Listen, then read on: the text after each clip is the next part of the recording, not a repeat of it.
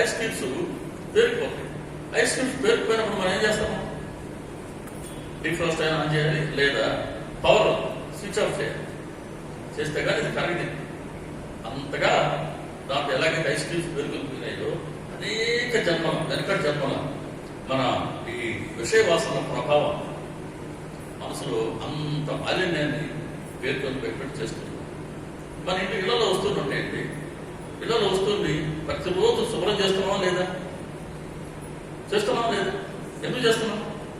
ప్రతిరోజు ఆ పనిముట్టుని gas stove కావచ్చు, టీవీ కావచ్చు, ఏదైనా వస్తువు కావచ్చు, డైనింగ్ టేబుల్ కావచ్చు, సోఫా కావచ్చు, ఏదైనా కావచ్చు, వీటన్నిటిని మనం ఉపయోగిస్తున్నాం.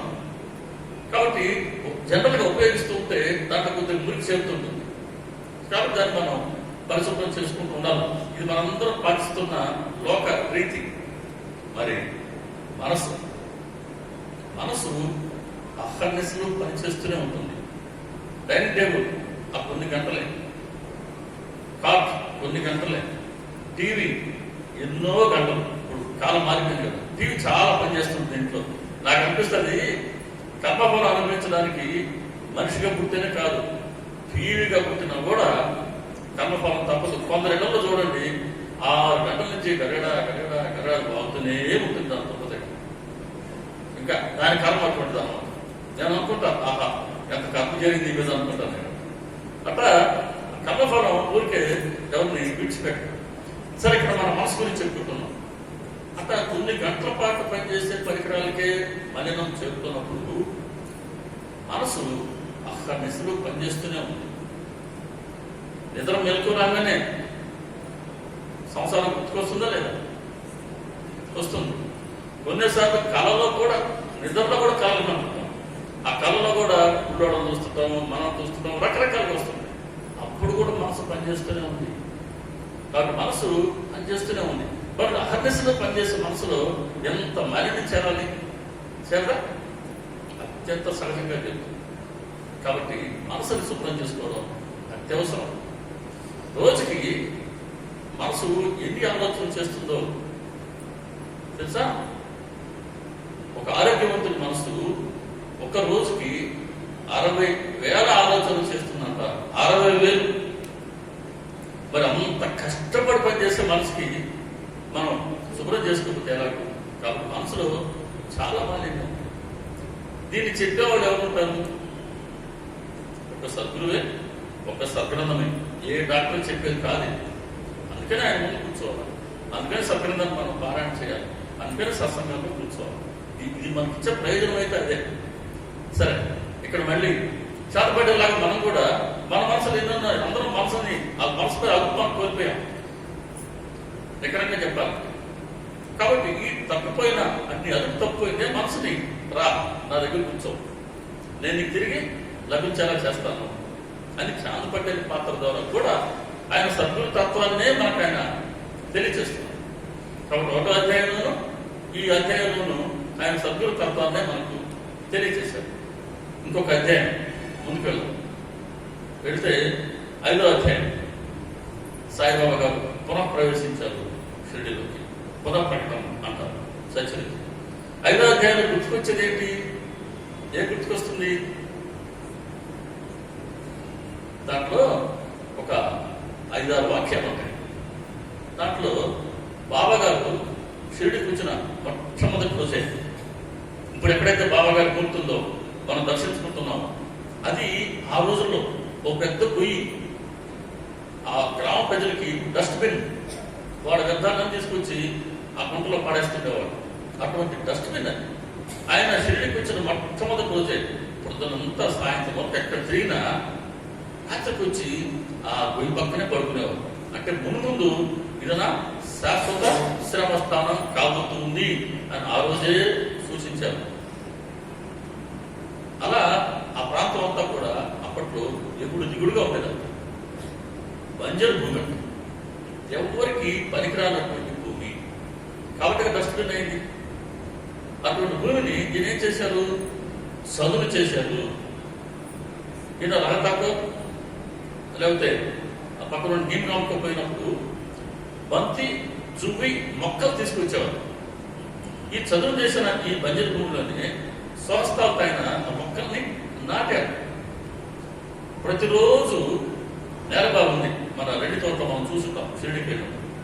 ఆ నేల బావి నుంచి 2 పచ్చి కొండలతో ప్రతిరోజు సాయంత్రం వరకు ఈ మొక్కలకైనా నీరు పోసేవారు.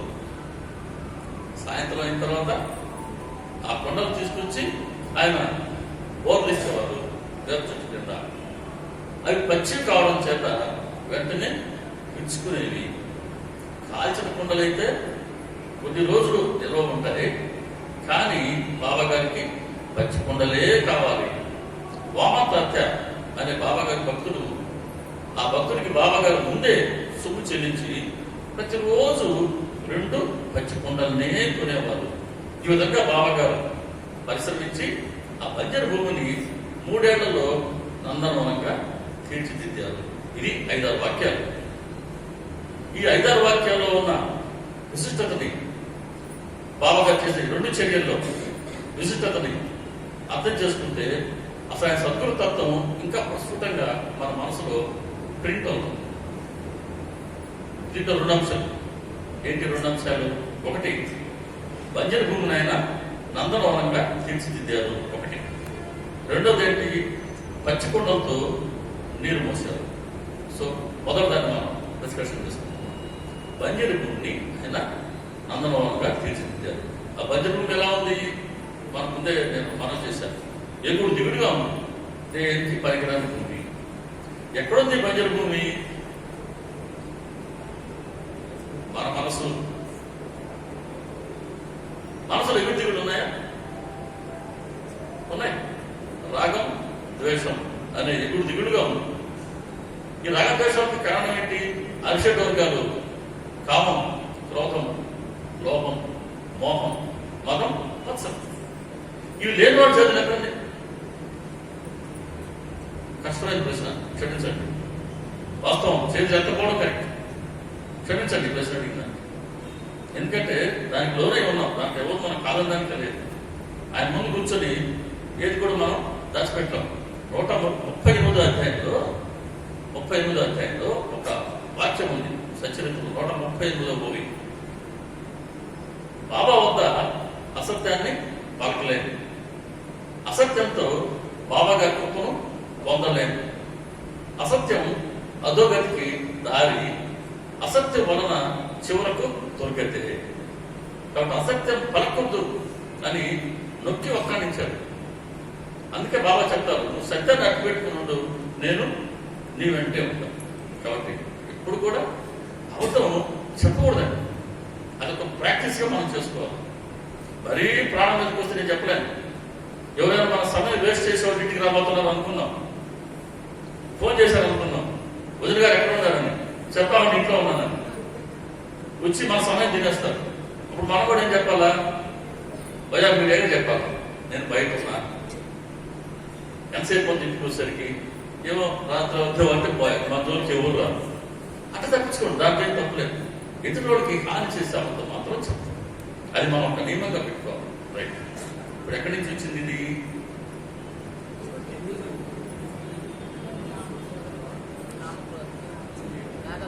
రాగద్వేషాలు. సో ఈ రాగద్వేషాలు, ఈ కామప్రాదాలు, వీటి వల్ల ఇవన్నీ మనసులో అడ్డంకులు ఉన్నాయి. అందుకని ఎగుడు దిగుడుగా ఉంది మనసు. అంటే స్వచ్ఛంగా లేదు, నిర్మలంగా లేదు. నిర్మలంగా లేని మనసు, మాలిన్యంతో ఉన్న మనసు భగవత్ అద్భుతానికి ఉపయోగపడదు, దానికి అర్హత ఉండదు. కాబట్టి బంజరు భూమి ఎలాగైతే ఎవరికి పనికిరాదో, ఇటువంటి రాగద్వేషాలతో, అరిషడ్ వర్గాలతో ఎగుడు దిగుడుగా ఉన్నటువంటి మనసు భగవంతుడికి అర్పించడానికి అర్హత ఉండదు. కాబట్టి భగవంతుడి దృష్టిలో ఇది పనికిరాదు అని చెప్పి ఆయన మనం వదిలేదు. ఆయన ఏం చేస్తున్నారు? ఆ బంజరు భూమిని ఆయన చదువు చేశారు. ఇక్కడ కూడా మన మనసును ఆయన సమాధానం పరుస్తారు. ఎలా? ఈ విధంగా తెలుసుకొచ్చి తమ సన్నిధిని ప్రసాదిస్తారు.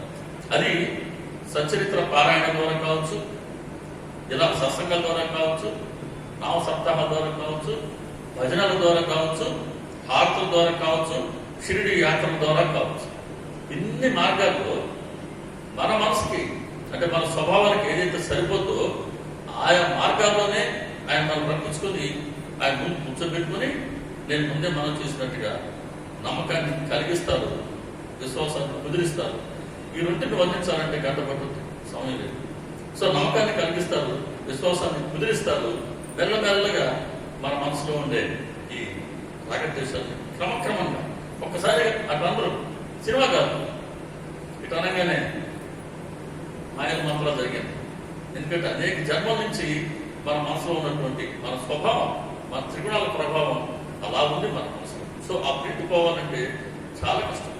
అది ఆయన ఒక్కరికే సాధ్యం. అలా క్రమక్రమంగా కొంతవరకు అత్యవరకు తగ్గించి మన మనసుని ఆయన క్రమక్రమంగా ఆయన స్వాధీనంలోకి తెచ్చుకునే ప్రయత్నం చేస్తుంటారు. దీనికోసంగా ఆయన భక్తి మార్గం కాబట్టి ఆ బంతి జువి అనే భక్తి అనే మొక్కల్ని ఆయనే మన మనసులో నాటుతున్నారు. ఆయనకి ఎంత అనుగ్రహం లేకపోతే ఇంతమందిని మనం కూర్చోబెట్టుకుంటారండి. ఈరోజు మన ఇంట్లో కూర్చుంటే సమయం గడిచిపోదా? ఎన్ని టీవీ ఛానల్స్, ఎన్ని ఓటీటీ ఛానల్స్, వీటన్నిటితో అసలు సమయం సరిపోనంతగా ఉన్నాయి ప్రోగ్రామ్స్. మరి అంత సమయాన్ని అలా వృధా కాకుండా తీసుకొచ్చి ఆయన సన్నిధిలో కూర్చోబెట్టుకున్నారు. మన జీవితంలో ఇవన్నీ ఈ సమయం అంతా మనం బాబా గారి కోసం సమర్పించిన సమయం.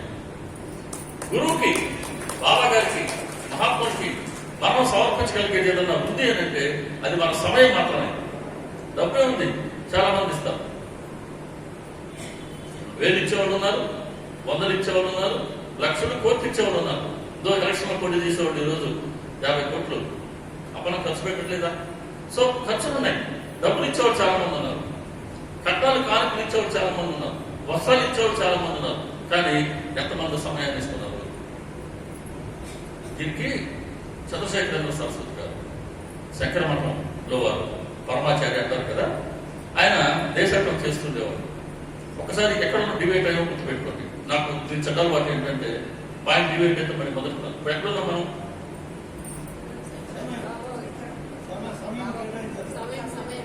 సమయం దేనికి వచ్చింది అసలు? అది రైట్, ఓకే ఆయన ఎందుకు కూర్చోబెట్టుకున్నారు ఇక్కడ? రైట్. సో ఇక్కడ చంద్రశేఖరం సరస్వతి ఆ పాయింట్ గుర్తుపెట్టుకోండి బడి మన కోసం. ఈ సరస్వతి గారు ఆయన దేశాటం చేస్తున్నారు. మన ఊరికి వచ్చారు, మనపల్లికి. సంవత్సరం తెలిస్తే మన దర్శనానికి వెళ్ళమా? వెళ్తాం. ఓకే, రోడ్ సైడ్తో పోతామా? లేదు. బట్లు, ఫలాలు, రకరకాలు మనం తీసుకెళ్లి సోమవారికి నివేదించాం. ఆయన ముందు కూర్చున్నాం. అయ్యా స్వీకరించండి అన్నాం. ఆయన ఏది స్వీకరించలేదు. మనం ఒత్తిడి చేశాం. అప్పుడు ఒక మాట చెప్పారు ఆయన, నేను సన్యాసినని, అందరికీ గౌరవం ఉంది, ప్రేమ ఉంది, మంచిదే. మీరు కనుక సమర్పించాలనుకుంటే ప్రతిరోజు మీ ఖాళీ మనసుని 2 నిమిషాల పాటు నాకు సమర్పించండి, నేను దాన్ని స్వీకరిస్తాను.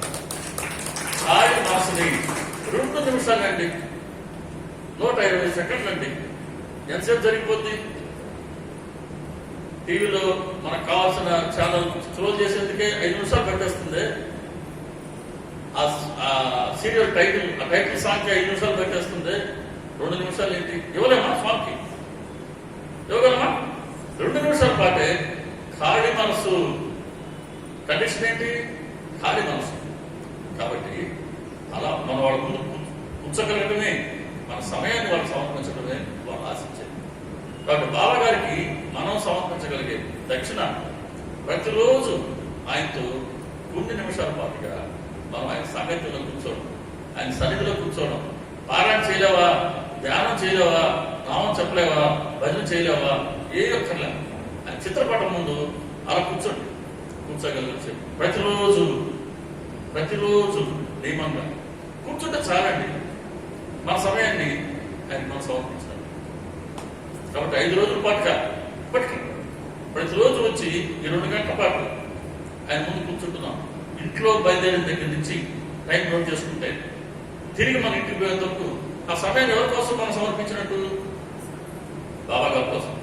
రేపు ఆయన అడిగామనుకో, ఏమమ్మా నా కోసం నేర్పించినామని మనం అడగచ్చు. అదేంటి బాబా, ఆ రోజు వారం రోజులు మీరు ప్రోగ్రాం పెట్టిస్తే నేను వారం రోజులు వచ్చానా లేదా? మరి సమయం అంతా నేను మీకోసం అర్పించాను కదా. ఎస్.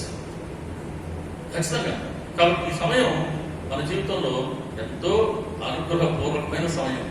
ఇది మరలా కాదు, మళ్ళీ ఇది రాని రోజు అంతే.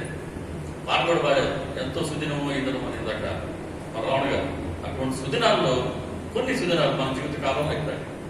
జీవితంలో ఏదన్నా సరే మనం గుర్తుంచుకోదగ్గ రోజులు ఏంటి అంటే మనం పుణ్యాన్ని సంపాదించి పెట్టే కథలు, వార్తలు వినే సమయమే మనం సద్వినియోగం చేసుకున్నట్టు, మిగతా సమయం అంతా వృధా చేసుకున్నాం. కాబట్టి బాబా గారు కూర్చోవడం ఆయన ఎంతో అనుగ్రహం ఉంటే కానీ ఇది సాధ్యం కాదు.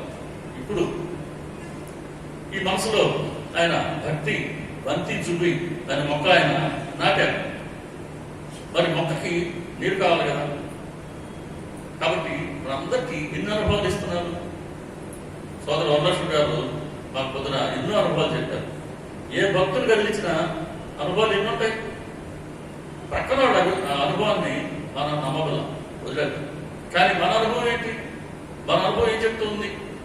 మన అనుభవానికి మించిన గురువు ఉందే. ఎవరెవరికి అనుభవాలు ఇస్తే మనకు బాబా గారి పట్ల భక్తి కుదరదు. అందుకనే ప్రతి ఒక్కరికి ఆయన అనుభవాలు ఇస్తూనే ఉంటారు. అటు అనుభవాలు అనే నీరు ఈ భక్తి అనే మొక్కలకి ఆయన రోజు పోస్తున్నారు. ఒక్కరోజు కూడా ఆయన నీరు పోయకుండా మానలా. మనకు అనుభవాలు ఎక్కువ విడిచిపెట్టకుండా, ఆయన విడిచిపెడితే మనం ఏమైపోతామో అనే బెంగ. అలా ఇక్కడ ఆ భక్తి అనే మొక్కల్ని నాటారు.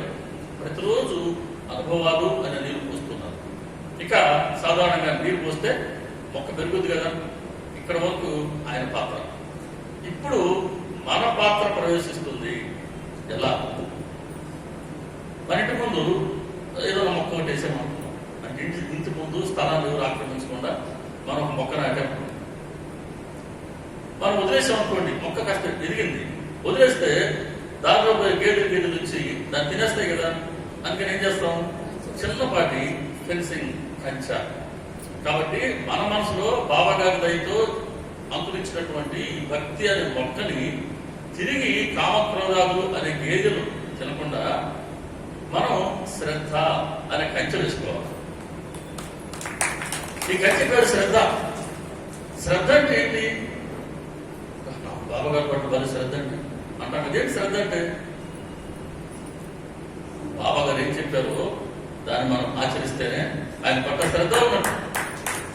శ్రద్ధ, సహనం రెండు కోరారు బాబా గారు మన దగ్గర నుంచి కదా. ఒకటి శ్రద్ధ, సహనం. ఈజీ అయినా ఆయన కోరతారా? సులువుగా మనం ఇచ్చేటి ఆయన కోరలు. అత్యంత సమర్థ సభ్యులు సాయినాథ్ మహారాజ్కి జై అంటాం. అత్యంత సమర్థులు ఆయన. శ్రద్ధను కోరుతున్నారు అంటే ఆయన చెప్పిన వాటిల్లో మనం కొన్నింటినైనా మనం ఆచరించే ప్రయత్నం చేస్తే ఒక్కడుగు వారి వైపు వేసేందుకు మనం ప్రయత్నం చేసినట్టు. ఒక్కడుగుని మనం ఆయన వైపు వేస్తే ఆయన ఎన్ని అడుగులు వేస్తానన్నారు? 10 అడుగులు వేస్తానన్నారు. కాబట్టి ₹1 పెట్టుబడి పెడితే ₹10 వస్తుంది. ఎంత మంచి లాభసాటి వ్యాపారం ఇది. వ్యాపారం చేస్తున్నాను.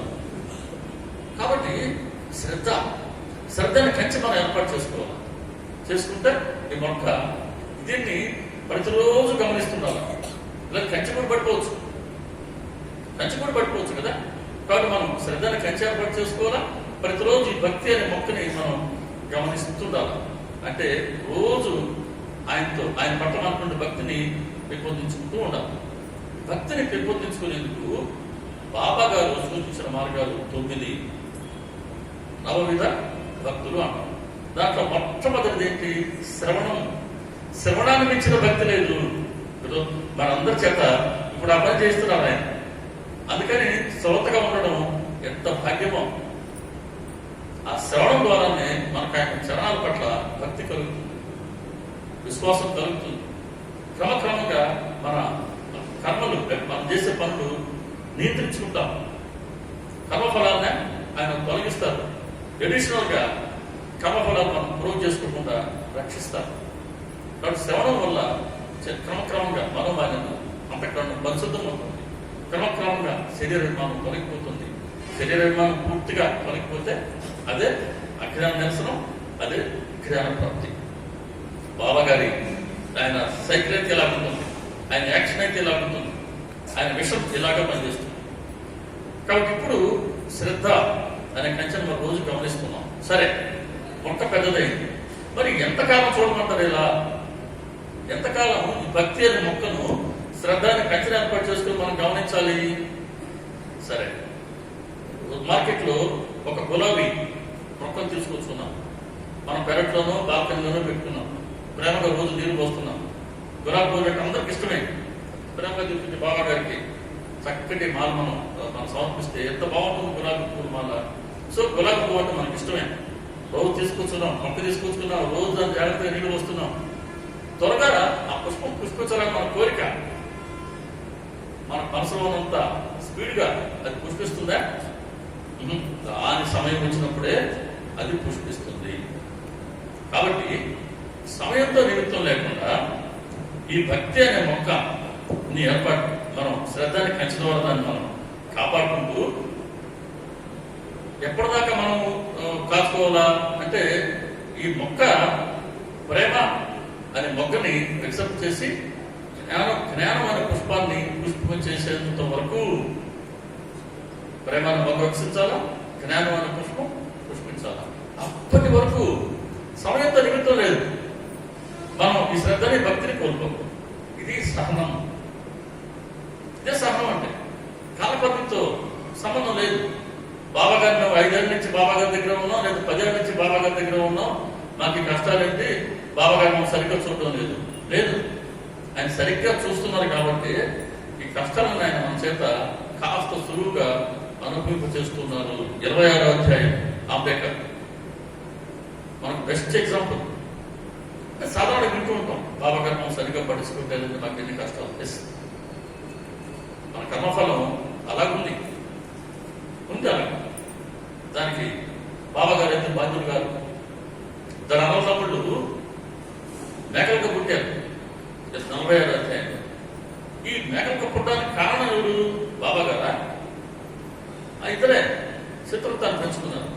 అలా మన కర్మఫలం మనం విడిచిపెట్టి పోదు, కానీ కర్మను మనం అనుభవించాల్సిందే. కాబట్టి అంబేద్కర్ కూడా ఎన్నేళ్ల పాటుగా దాదాపు 8 ఏళ్ళు అనుకుంటున్నాను, 7 ఏళ్ళు ఆయన బాగా ఉద్యోగం చేసి ఆయన ఉద్యోగం పోయింది, ఉన్న డబ్బంతా ఈ కుటుంబ ఖర్చులకి కరిగిపోయింది, ఇక ఎటువంటి సంపాదన లేదు, ఏ పని చెప్పినా మరి కలిసి రావట్లేదు, పూర్తిగా నష్టపోయి కుటుంబం గడవడం కూడా కష్టమైపోయిన సందర్భంలో ప్రతి ఏటా బాబా గారి దగ్గరికి పోతున్నారు, బాబా గారికి చరణాలకు నమస్కారం పెట్టుకుంటున్నారు, బాబా గారికి తన పరిస్థితిని ఏకలో పెట్టుకుంటున్నాడు. అంటే 7 ఏళ్ళు గడిచాయి. మరి 7 ఏళ్ళ పాటుగా బాబా గారికి తనొచ్చు కదా? లేదు, కర్మనైనా అనుభవించేస్తారు.